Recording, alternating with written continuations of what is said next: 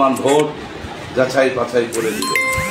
মূল্যবান ভোটে এমন একজন মানুষকে ভোট দিবেন যে ব্যক্তি মনে করেন আপনাদের পাশে সবসময় থাকতে পারবে, আপনাদের কাছে থাকবে, আপনাদের ন্যায় বিচার করবে, আপনাদের শান্তিপ্রিয়ভাবে আপনারা ঘুমাতে পারেন, সেই ব্যক্তিকে আপনারা ভোট দিবেন।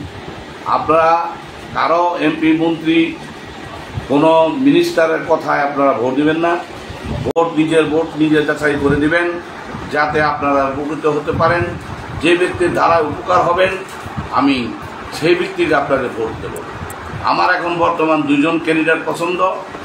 এক হলো আবু বকর সিদ্দিক, দ্বিতীয় নম্বরে হলো আমার মইনুল হাসান নাহিদ।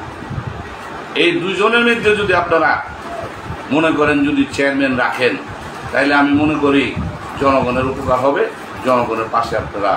জনগণের পাশে তারা থাকবে। সেই হিসাবে আপনি ভোট দিবেন।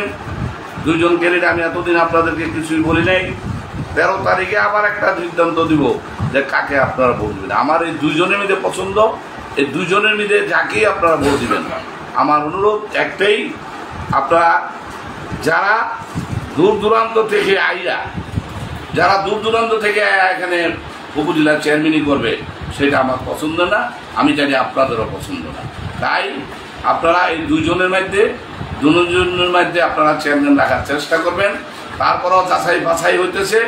যাচাই বাছাই হওয়ার পরে 13 তারিখের পরে আপনাদেরকে আসল সিদ্ধান্ত দিব আপনারা কাকে ভোট দিবেন। আমার যারা জনগণ আছেন, আমার যারা শুভাকাঙ্ক্ষী আছেন, আমার যাতে মনের মানুষ যারা আছেন, তারা ওই ক্যান্ডিডেটকে আপনারা ভোট দিবেন, যাতে আমার ক্যান্ডিডেট অগ্রগতি হইতে পারে, আপনাদের উপকার হইতে পারে, সেই ব্যক্তিকে আমি বলবো। এখন আমার চয়েসের দুইজন ক্যান্ডিডেট, আবু বকর সিদ্দিক ও মইনুল হাসান নাহিদ, এই দুইজন আমার যাচাই বাছাই আমি দেখছি। এই দুজনের মধ্যে লড়াই হবে।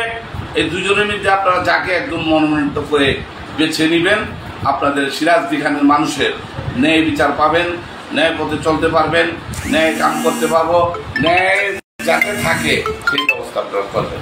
তাই তাদের এই দুইজনের ভিতরে আমি যাচাই বাছাই করে এতদিন দেখেছি, কোনো ব্যক্তি তাদের দুজনের ভিতরে কোনো লোভ লালসা নাই, কোনো কিছু নাই। এই দুজনের মধ্যে একজন যাচাই করে আপনারা নেবেন। আসসালামু আলাইকুম ওয়া রাহমাতুল্লাহি ওয়া বারাকাতুহু। জয় বাংলা, জয় বঙ্গবন্ধু।